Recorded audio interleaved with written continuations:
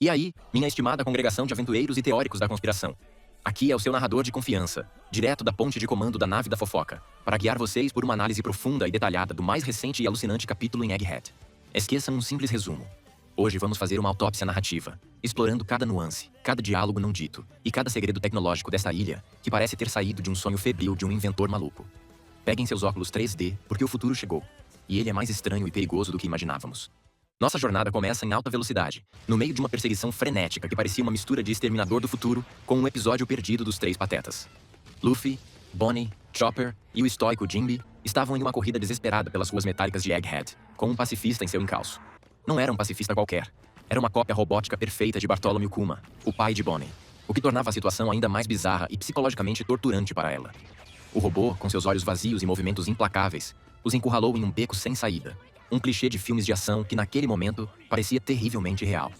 O som do laser carregando ecoou, prometendo uma vaporização iminente.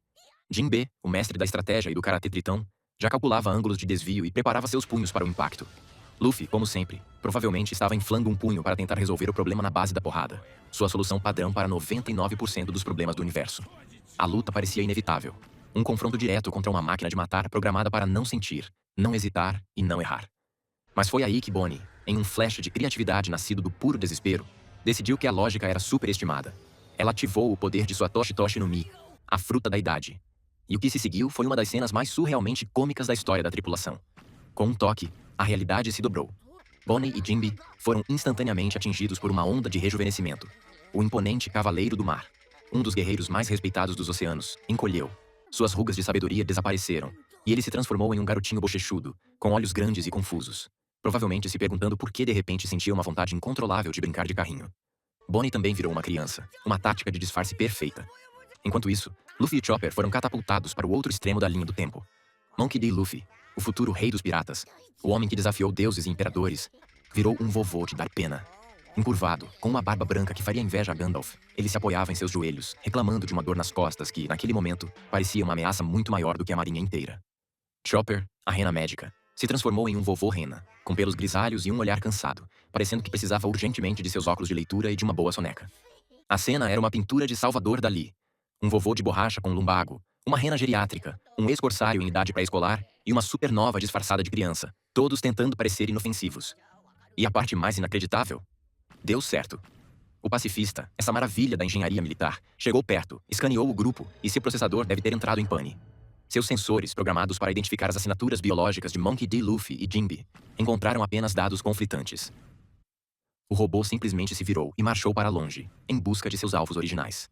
Foi a vitória da criatividade absurda sobre a lógica fria da programação, provando que, às vezes, a melhor maneira de derrotar a tecnologia é ser ilógico demais para ela entender. Com a ameaça mecânica afastada e todos voltando lentamente às suas idades corretas, provavelmente com algumas dores de crescimento e estalos nas juntas, o clima de comédia deu lugar a uma tensão palpável. Jinbe, sentindo o peso da situação, decidiu compartilhar o que sabia sobre Kuma. Ele narrou a história que o mundo conhece, a versão oficial carimbada e aprovada pelo governo mundial. A história de Bartholomew Kuma, o tirano, rei de um reino distante chamado Sorbet. Um monarca tão cruel e despótico que seu próprio povo se levantou em revolta e o depôs. Um rei exilado que se tornou pirata e depois, surpreendentemente, um oficial de alto escalão no exército revolucionário, lutando contra o mesmo governo que ele um dia representou. A narrativa continuou, detalhando sua eventual captura pela marinha e sua sentença de prisão perpétua. E então, o acordo de Fausto. O governo mundial lhe ofereceu um caminho para a liberdade. Ele poderia se tornar um dos 7 corsários, os Shichibukai, e em troca, ofereceria seu corpo para os experimentos de vanguarda do Dr. Vegapunk. A história o pintava como um homem que, para salvar a própria pele, abriu mão de sua humanidade, permitindo ser dissecado, modificado e transformado em um ciborgue obediente, uma arma sem alma a serviço de seus antigos inimigos. A cada palavra que Jinbe proferia, uma tempestade se formava no rosto de Bonnie. A dor em seus olhos era visceral. A história oficial era uma faca que revirava uma ferida aberta. Quando Jinbe concluiu, ela explodiu em uma negação apaixonada e furiosa. Com lágrimas de raiva escorrendo pelo rosto, ela defendeu a honra de seu pai com a ferocidade de uma leoa. Ela gritou que seu pai jamais faria um acordo com o governo mundial. Ele não era um tirano, ele era um homem bom. Ele odiava o governo. Ele não se submeteu, ele foi forçado. Sua transformação em um robô não foi uma escolha, foi uma violação. A convicção dela era tão poderosa, tão absoluta, que colocava em xeque toda a narrativa mundial. A questão agora era mais profunda. Quem estava mentindo? O mundo inteiro ou a memória de amor de uma filha? Enquanto um mistério do passado se aprofundava, do outro lado da ilha, um mistério do futuro se revelava. Lilith, a Vegapunk do mal, com seu jeito punk rock e atitude desafiadora, guiava o resto da tripulação. Nami, Usopp, Robin, Franky e Sanji, para a joia da coroa de Egghead, a Labofaz. Era uma cidade flutuante de ciência, um domo de maravilhas pairando acima das nuvens.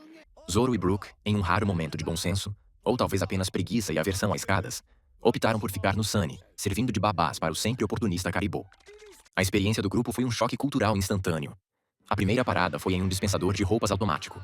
Com um simples comando, a máquina cuspiu trajes futuristas, justos e com luzes neon, que fizeram Franky chorar de emoção. Ele sentiu que finalmente havia voltado para casa. A maravilha continuou quando eles entraram no laboratório. Escadas rolantes os transportavam sem esforço. Paredes se solidificavam e se tornavam etéreas ao seu toque, e portas se abriam com um sussurro de ar comprimido. Para eles, era pura magia. Usopp estava tendo um colapso nervoso de tanta empolgação, enquanto Nami provavelmente já calculava o valor de cada parafuso. Edison, outro dos satélites de Vegapunk, uma pequena criatura robótica com uma cabeça que parecia uma lâmpada de ideias, assumiu como guia turístico, explicando com entusiasmo cada invenção. Mas a turnê Epcot Center do futuro foi brutalmente interrompida. De uma passagem lateral, surgiu uma figura que congelou o sangue de todos. Um serafim. Uma das novas e aterrorizantes armas humanas do governo. E este era uma cópia perfeita de um Jinbe jovem e em seu auge, com a pele azul, traços de tritão, mas com uma adição sinistra. Um par de asas negras e majestosas brotando de suas costas, e chamas verdes flutuando atrás dele. A criatura, com o olhar inexpressivo de um boneco, assumiu uma postura de artes marciais. A recepção calorosa havia acabado. O teste de sobrevivência em Egghead estava prestes a começar. E para garantir que ninguém dormisse à noite, o episódio nos leva a um canto escuro e isolado da Labofaz.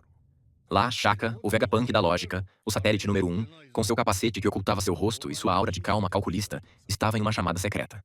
O Dendemushi na sua frente tinha lá a cicatriz inconfundível de seu interlocutor. Monkey D. Dragon, o líder do exército revolucionário, o inimigo público número 1 do mundo. E assim, encerramos mais um episódio insano dessa saga épica.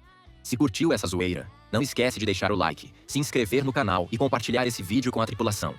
Afinal, a zoeira em One Piece nunca tem fim. Até a próxima e bons ventos nos mares da zoeira.